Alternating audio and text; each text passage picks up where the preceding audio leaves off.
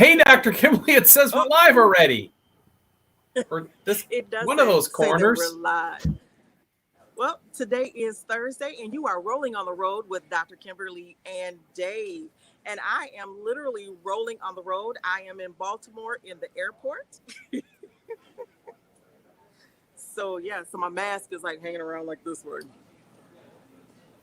We're coast to coast, folks, Right. and we've got the East Coast covered with Dr. Kimberly. Absolutely. So I can say hello to all of the people that watch us from Baltimore, Maryland. Hey guys, I'm in the airport. Oh. Yes. Well, today is What's Your Thoughts Thursday. And I'm excited about our guest. We're going to be talking about, as they're so short-handed here in the airport, about COVID-19 and the effects that it's having on the workforce. Who has to be vaccinated and masking up, and what does that look like?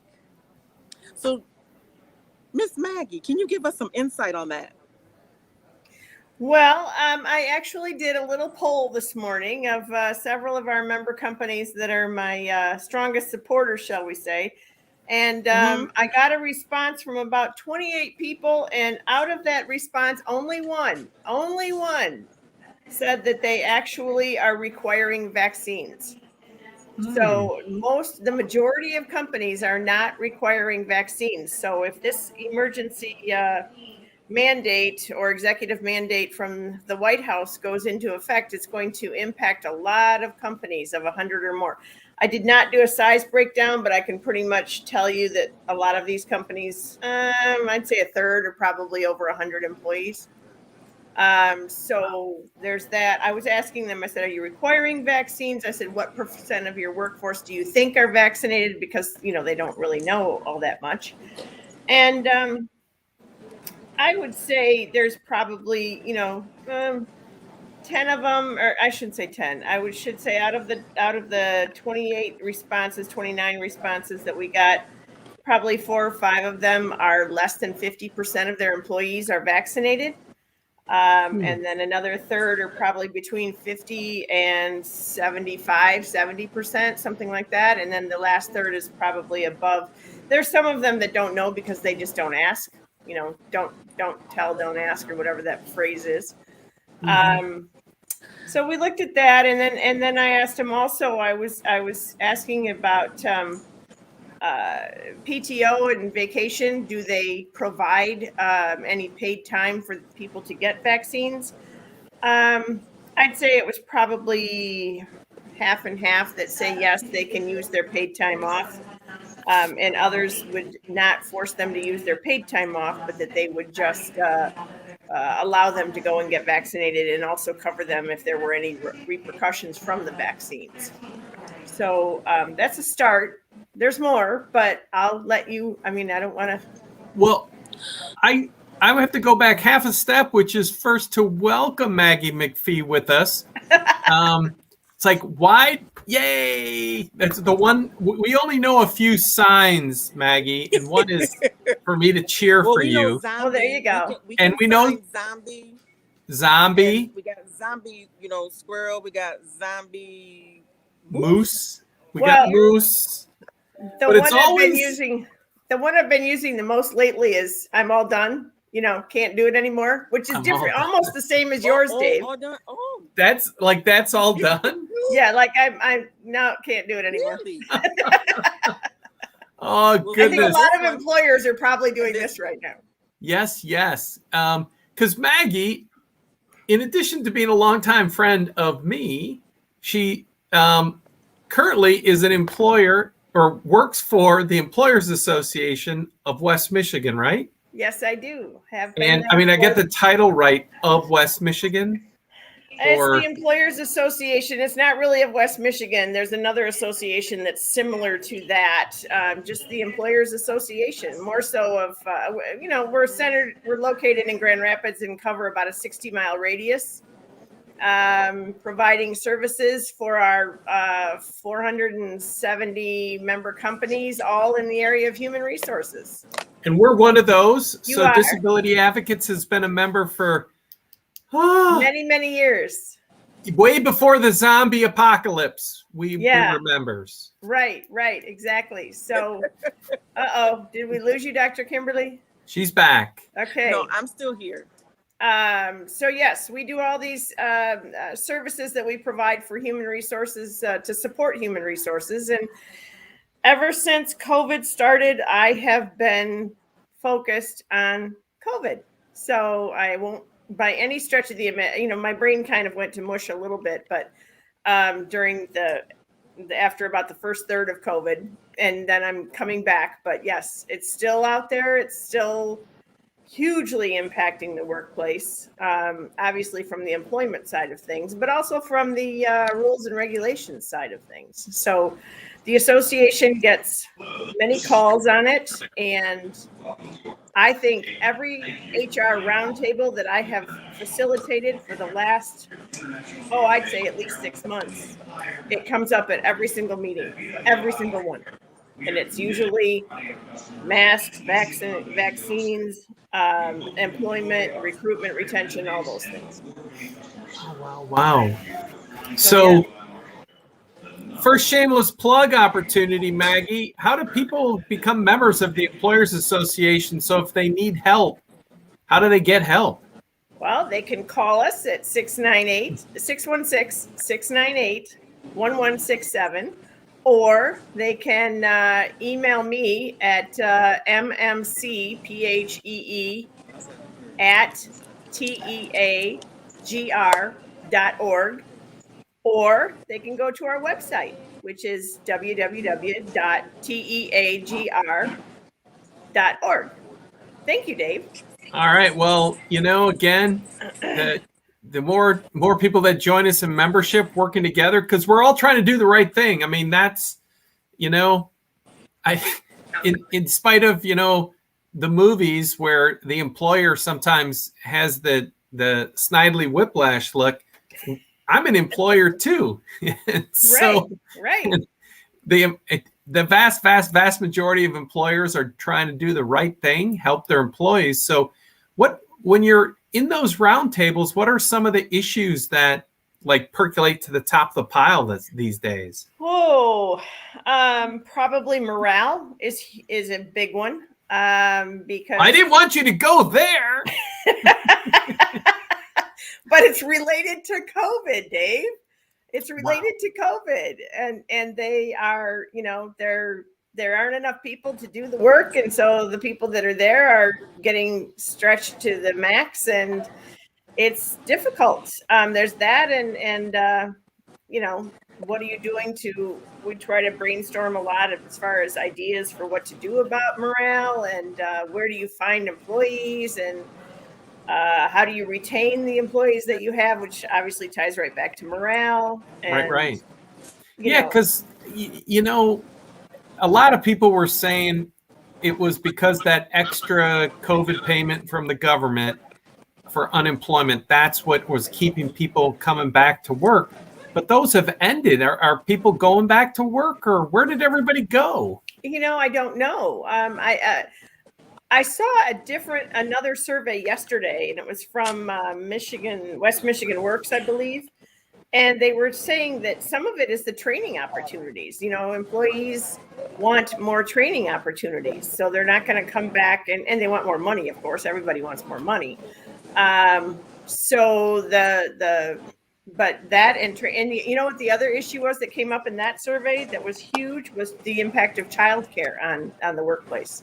The fact that people don't have childcare, they don't, or their kids are still going to school virtually. So there's that too. Wow. Yeah. These things we don't think of, especially if we don't read below the headline. So good point, Dave. That's guilty as charged sometimes. But. Well, some of those headlines you don't want to read below, but right. As we get into the economy, because yikes, I mean, that's what keeps us all moving. Right. Back in the, I don't want to bring up, too much. They're saying that they can't shut down the economy, that we could not handle it one more time. but that's what we really need in order to get a handle on this virus, especially the Delta variant. So I'm not sure where we're just really going to go from here, because I have family members that have children, and quite a few, and I can't even imagine them trying to. Let me see. All of their children are not able to be vaccinated. So I think that's a big risk if you're saying that I'm going to go to an area, go to a job that doesn't require people to be vaccinated. People don't want to have to wear a mask. And then I have to come back home and care for my children and they get sick, then I'm not going to be able to work. That's a really, really good point, Dr. Kimberly. Very, very good point. And you don't think about it from the standpoint, there's people that say I'm afraid to go to work, but they don't always say why. And I think that's a really good point, because they're afraid to go to work for fear of bringing it home. It's not because they're going to get it per se. It's who else am I going to give it to? Mm-hmm. Which I think is really important. And employers, that's one of the other pieces that plays into all of this too, is communication. It's what communication are the employers sharing with the employees as far as their safety protocols?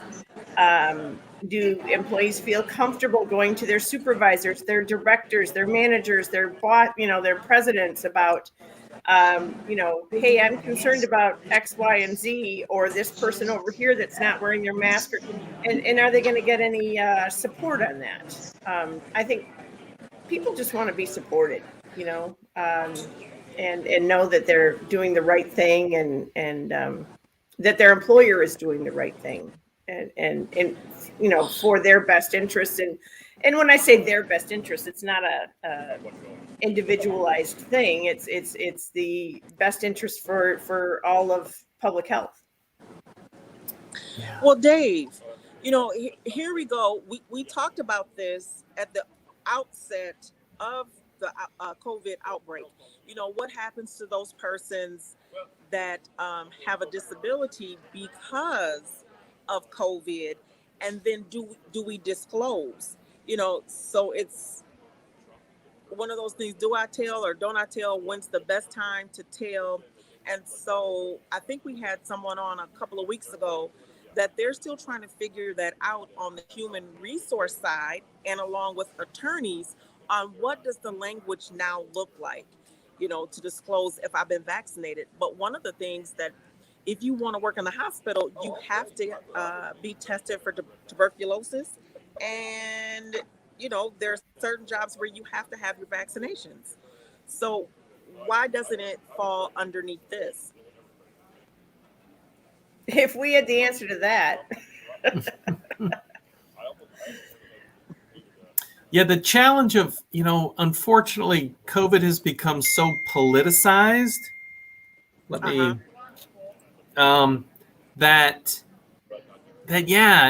It has, at least today, tuberculosis isn't a political hot potato, but COVID is. And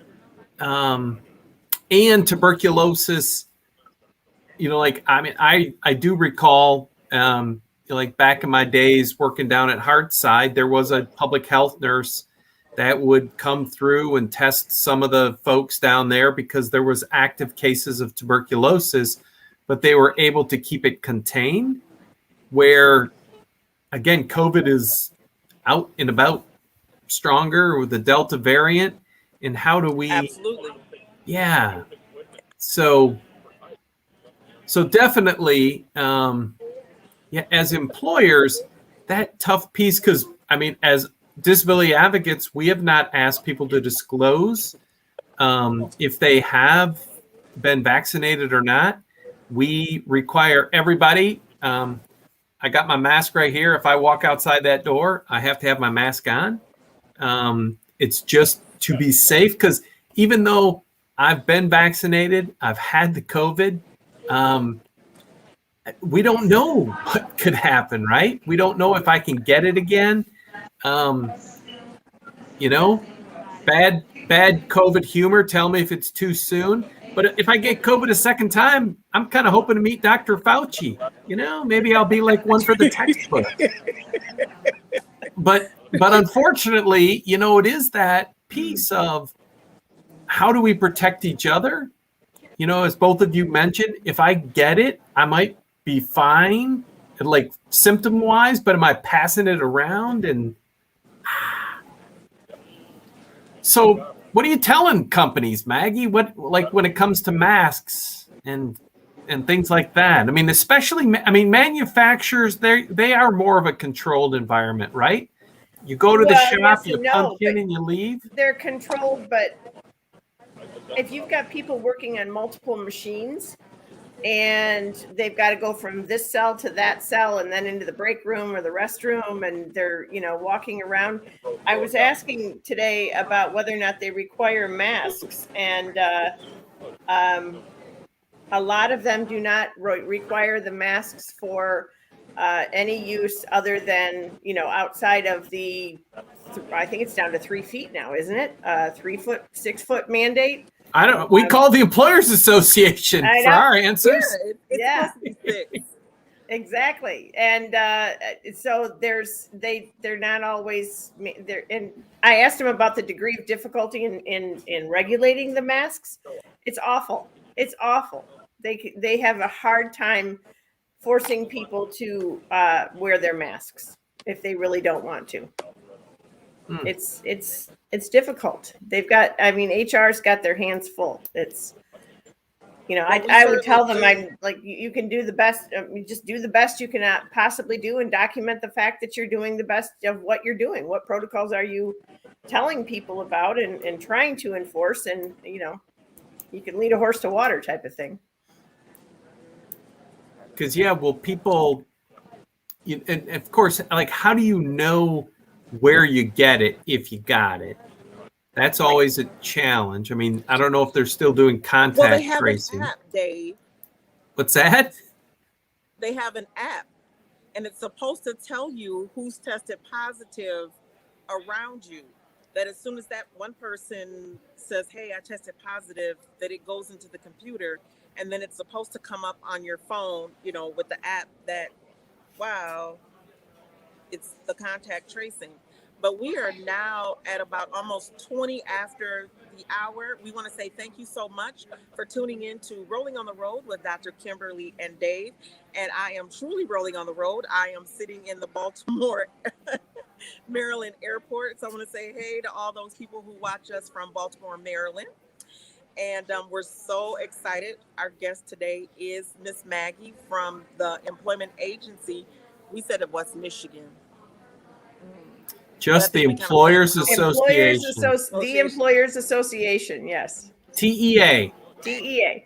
Yes. And we want to say thank you to the Deaf and Hard of Hearing for rolling with us. Oh, we love them dearly.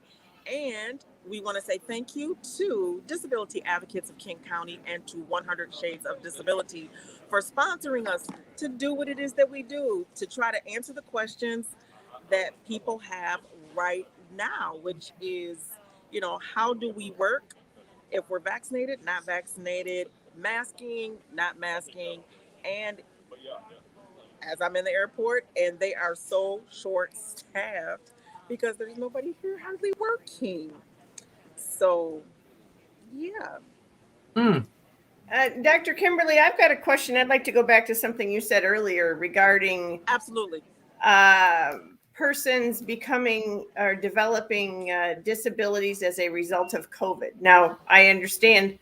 I just would like to hear more of your input on that. I know that you can become, you can develop some, what do they call it, long-termers issues and things like that with COVID. Yes, it's called long haul COVID. Long haulers, yeah. And yes, Michigan did add it to the ADA Act.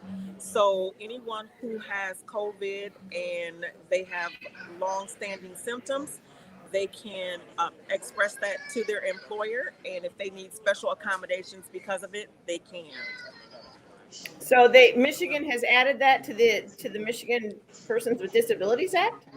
Well, it was President Biden. I thought, was it the EEOC that added it to EEOC? Okay. Well, but see, technically the ADA does not have a list of disabilities. Right. It's just, It does. but it does the way I understand it is that the whatever you would call it, because everything, it all has a technical ranking on how stringent it is or how important. But the instructions that came out said that that set of symptoms, an after effect of long COVID, would allow it to be considered a disability. So again, they didn't put it like on the list of disabilities, but they said this could be considered a disability because it's always case by case. Yeah. Right. And that makes perfect sense. You can almost treat it as if you have a TBI, a traumatic brain injury, and persons with traumatic brain injuries, sometimes they have brain fog, or they need just an opportunity. If you only provide a lunch, a 30-minute lunch and 2 15-minute breaks throughout the day, they may need 2 extra breaks in that 8-hour period, and maybe they need an hour lunch due to their TBI. So with long haul COVID, you could ask for that type of accommodation if you experience a brain fog. That's say, interesting hey, to know. I've not heard any discussion around this at all. So that's very interesting to hear. I will certainly check into that because I think that's something that human resources people really need to be aware of.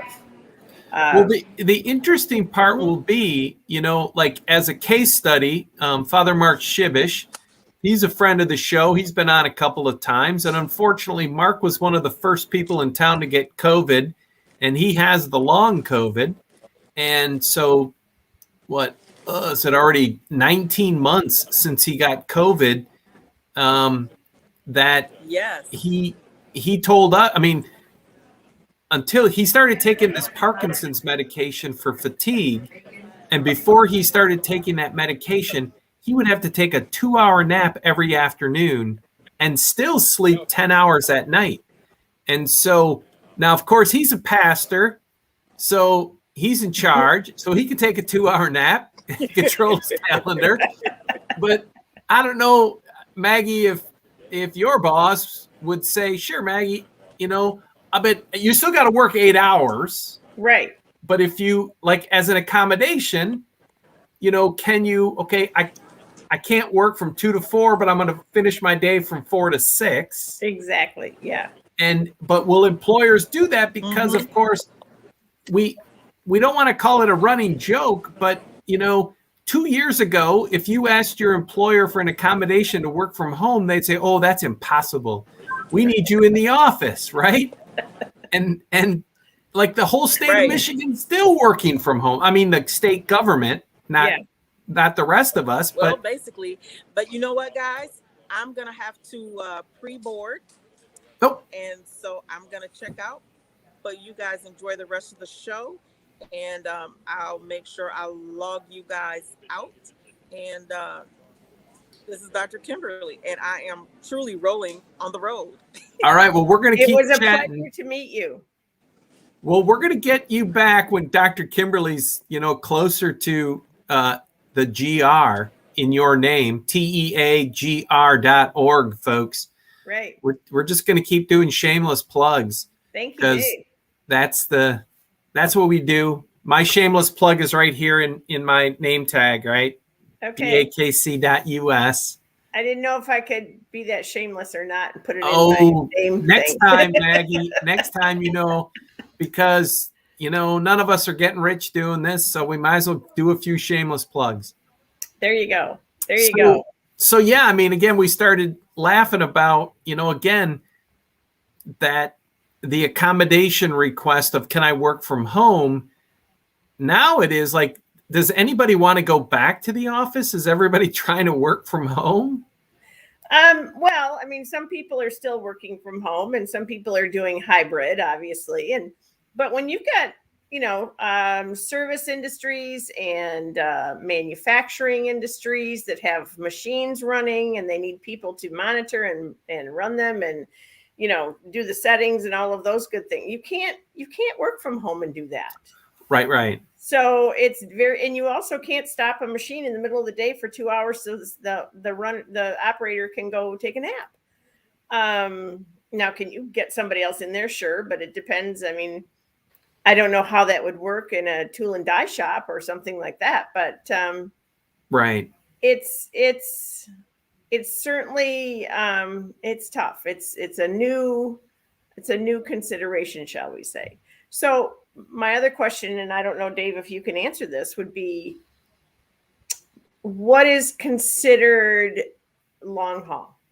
At what point do you cross the threshold from, short to long haul, so to speak, for COVID? Do you know? I mean, I don't know when Mark, was labeled that. Mm-hmm. But he's still, and again, 19 months in, he still has significant symptoms. He's been tested for everything else, and it's still, I mean, the best doctors say it's because of COVID. Now, of course, it's almost, like the cause is irrelevant in the sense of if you're a wheelchair user and the accommodation is you need reserve parking close to the front door, where, if an employer has all first come, first served parking, we've worked on that issue with employers through the years. But it doesn't matter if that's from a stroke, spinal cord injury, Mm-hmm. if you use a wheelchair. And so the long haul or long COVID or long haulers, whatever they're going to call it, is, what are those symptoms? And unfortunately for Mark, it's, and again, I'm telling you only what he's said on the air with us. So I'm not disclosing anything out there, folks, in case you missed those previous episodes. But it has no rhyme or reason. Like today, he'll feel fine, have a great day. I mean, he still sleeps 10 hours every night, but then tomorrow it could be 10 a.m. The next day it could be 3 p.m. And then the next day it's just perfectly fine. It's just a weird, again, and it's, we'll see, but it is related to that symptom fatigue. I mean, and at the end of the day, we've only known it for not even 2 years yet. Right. That's what I was just thinking. I was thinking about exactly that. So it's going to be interesting to see if, things do, maybe in 3 years, symptoms will start to go away and, Yep. all of that. But it's going to depend, I'm sure, on the severity and on the symptoms and the age and the physical shape of the individual themselves. And Yep. I was, yeah, I mean, he still doesn't have his smell and taste back. Now, of course, really? He's not a coffee taster for a living, but it just definitely impacts his quality of life because, well, he likes to cook. He likes to cook. He likes to eat. For those that have seen him, he likes to eat. Yes, Mark, we're talking about you. But yeah, so he, how it impacts people. But it always does come back to, the case by case, right? I mean, right. It has to. What's your job? What are your symptoms? What are you asking for? Because it's like, well, I like working from home. It's like, well, I mean, speaking of taking advantage of our TEA membership, we will be sending you shortly a proposed, remote work policy. Okay. We're drafting one because of that. And, we've gotten drafts from other companies, not drafts, we've gotten actual policies. And one of my favoriteest, lines is that, working from home is not it's not taking the place of daycare, right? Right. Because if you're taking care of kids, you can't work because taking care of kids is work. Right. And if employers are really going to do that, there's an awful lot of this, probably for a whole nother show, because there's a lot of considerations that go with that people just don't think about all of the time. I shouldn't say people, employers don't always think about, because they haven't had to. They haven't had to deal with it. I mean, everybody did it. They pinched it when COVID first hit and the state shut down and all of that. But then they were like, okay, now we can come back. But I know some people that are not having anybody come back until 2022. So, Right. you know, Right. they're still doing everything by appointment only and all of those kinds of things. So it is very interesting as far as how that's going to play out. But yeah, send the policy over. It's what we do. We review policies and handbooks and all of those things. HR departments as a whole, in fact. So there's my shameless plug. So Hey, yeah. Well, for yeah, it's every 3 years we do an update of our employee handbook, so you'll be right, seeing that as well, Maggie, to right. give it a once over again. Yes, Because again, folks, yeah, you can't. We like to say ask for help, and if you're an employer, ask for help to get through this. That's what the Employers Association is about. yeah, yeah. That's what and I've been doing it for 32 years now. So Holy mackerel. I think I've known you about that long, haven't I, Dave? Well, only 26 years I've been Oh, here, okay. so it's probably been close to that. Yeah. Then full disclosure, Maggie was on our board here for a little bit too. Mm-hmm. And Yeah, that was so, fun. That was yeah. fun. So yeah, so you mentioned these things called round tables. So without, bad jokes about King Arthur and all that. So what are those? I don't know, but I'm certainly not any King Arthur. I'll tell you that. Those are opportunities for our members, for the HR practitioners from our member companies, to come together. We've been doing them for 31 out of the 32 years. For breakfast, obviously during COVID, we did them virtually. And if we have to go back to that, we will, but everybody prefers in person. And we have 5 or 6 of them that we offer, depending on location and interest. We've got one for diversity and inclusion. We've got 4 for HR. We've got one for safety. A couple of other different ones that we've just started recently that the name is escaping me at the moment, but we do have these opportunities. And when I facilitate a roundtable, there's no agenda. I don't bring an agenda. This is their opportunity to bring their issues to the table and put it on the table and get the feedback from all their other HR practitioners that are there. I kind of call it our 12-step program for HR. And everybody gets to brainstorm and think about ways they can help each other. And, some months it's a jam-packed list of topics, and others it's not. And I keep threatening them that if they don't have things to talk about or bring things to talk about, then they have to listen to me.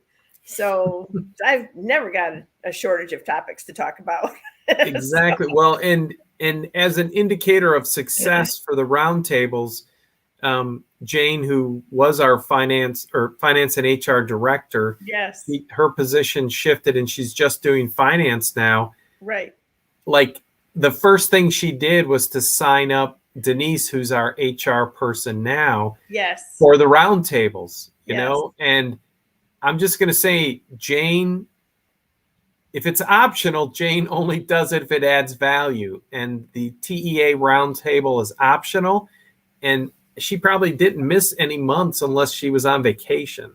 Exactly. Jane is definitely one of our strongest supporters in that. And so it's a good group of people. It changes all the time. People ebb and flow and come and go and all of those good things. But I keep telling them I'll retire, may not retire, go to part-time, do whatever, but I'll come have breakfast with them all the time. So. All right. Well, see, and that's, as a Center for Independent Living, I like to say that peer support is our secret sauce. It's people with disabilities helping people with disabilities. Yes. And the roundtable is peer support, right? That's exactly what it is. It's peer support. So that's really, really good. Yes. So that works. And what roundtables again did you say you had?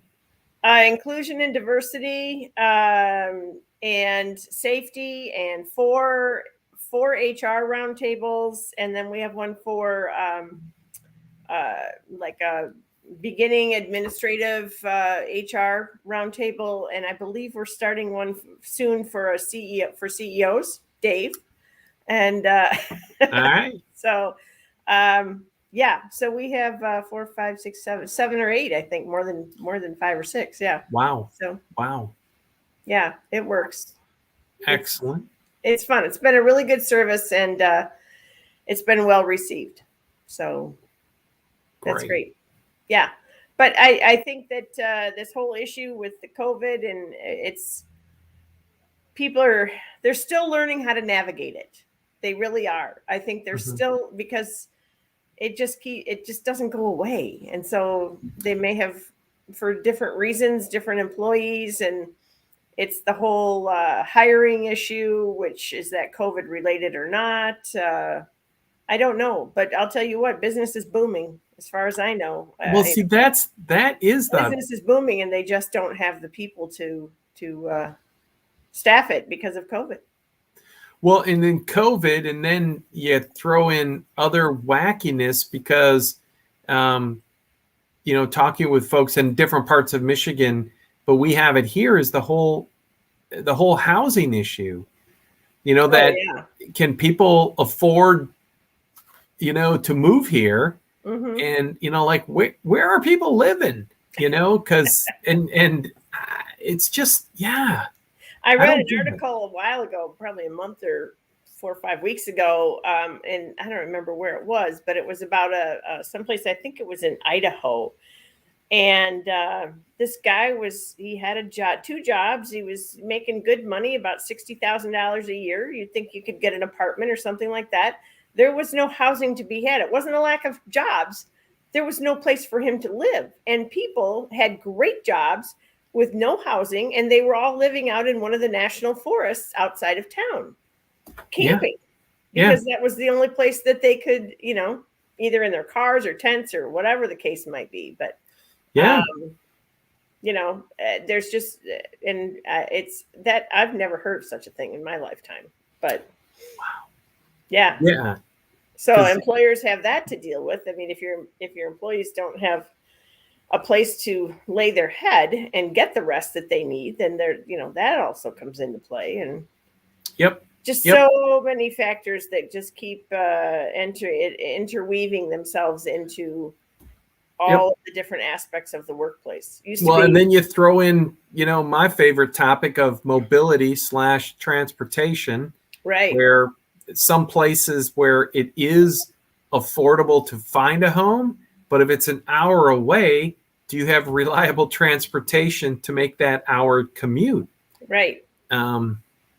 So. Well, and then you get into the whole issue of, can you ask applicants that about, can you get to work, and not do you have a decent car, but can you, that gets into a real dicey situation there. I hope it's legal, because we ask people, we're going to have some on-air consultation. We ask people. I'm not a lawyer. I know, but I might be one, but I don't, so we ask folks, do you have a self-identified mode of transportation?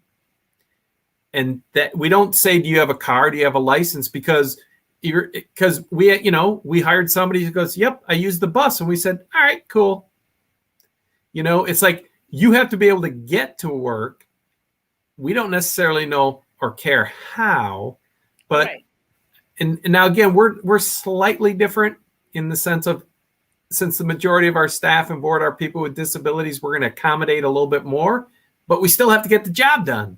Right. Because all of our funders will eventually stop funding us if we're not doing anything or doing enough of return on their investment. So like I said, I'm not a lawyer, but that makes me cringe just a little bit when you say, it's kind of like,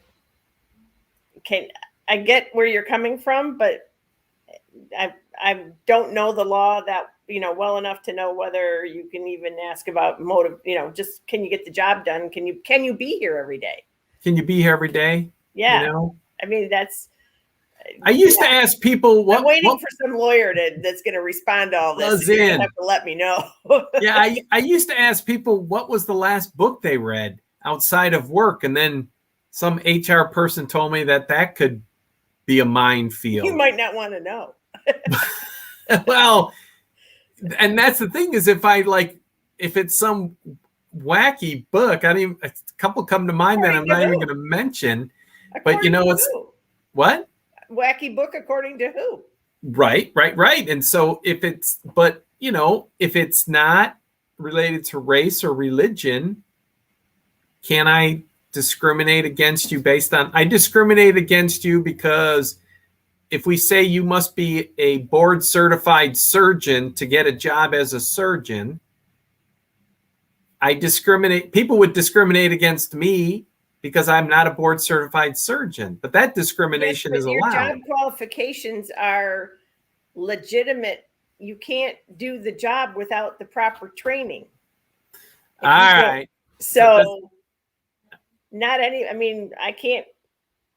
can't go do certain jobs. You can't go do certain jobs, but it takes different training than what it takes to be, an executive director, CEO, and an HR manager director.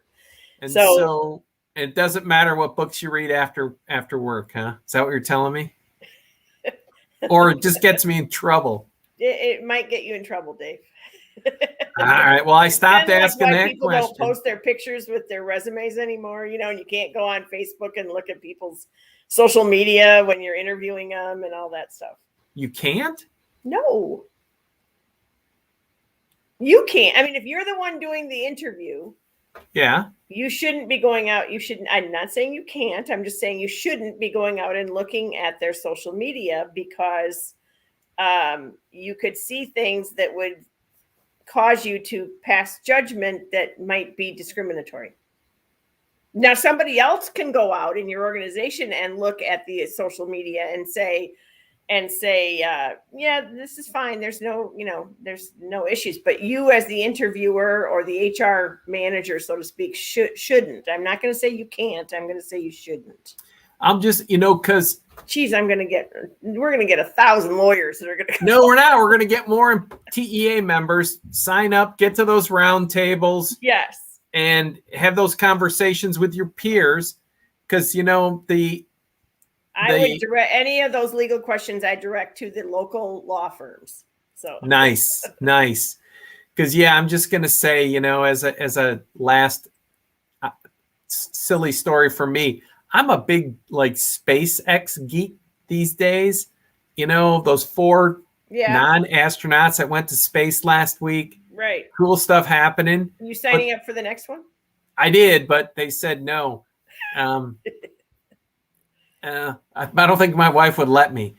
But that being said, somebody could see that and say, well, he must believe in aliens if he likes space. And we don't want no alien, he probably wears a tinfoil hat at home.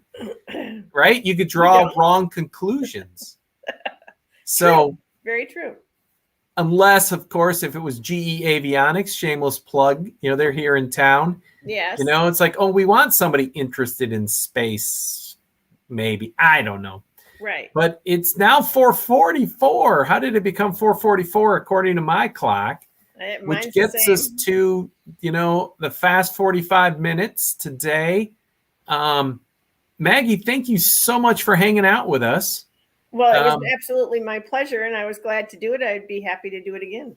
Well, we definitely hit on 2 or 3 or 4 topics that we're going to keep coming back to. But once again, a few shameless plugs. How do they find you? TEAGR.org, the Employers Association, at TEAGR.org,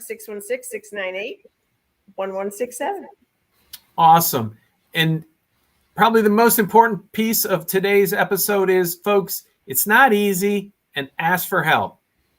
Every situation is going to be different. Ask for help. If you're, if you don't have an employers association in your area, maybe you are on Mars, because there's probably one all over America. But in West Michigan, TEAGR.org. Maggie's there. She's been helping us at Disability Advocates for a few moons.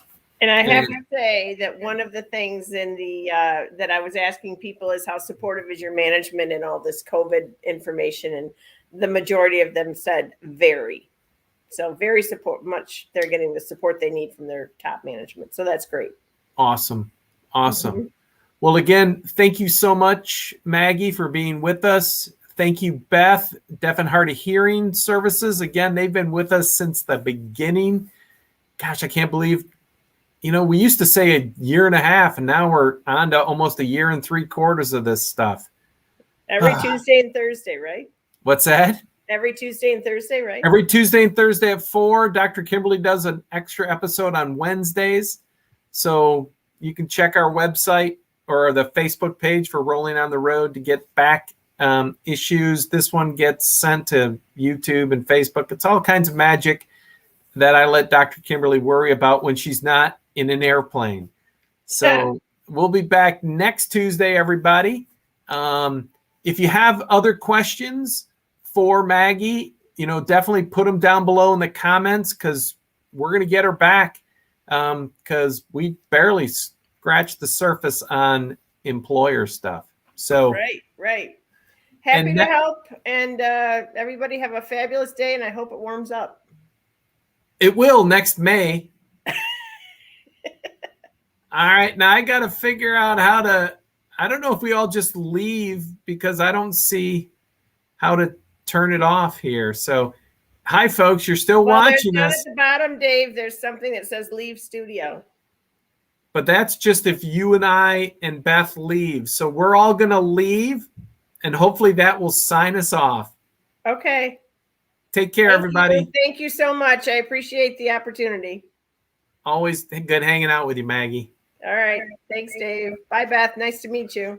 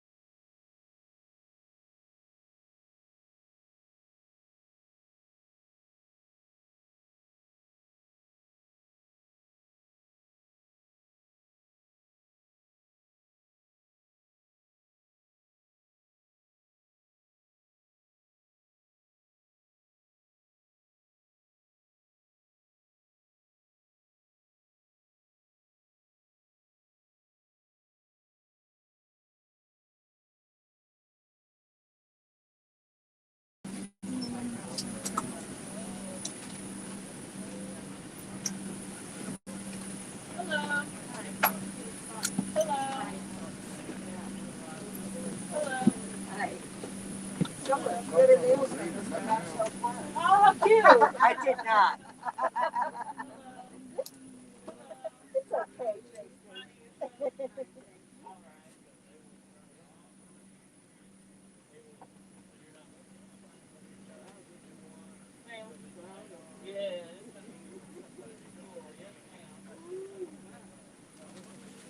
We'll see them flying.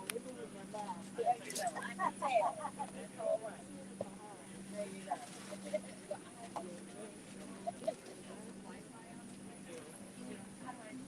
go. Okay. Thank you.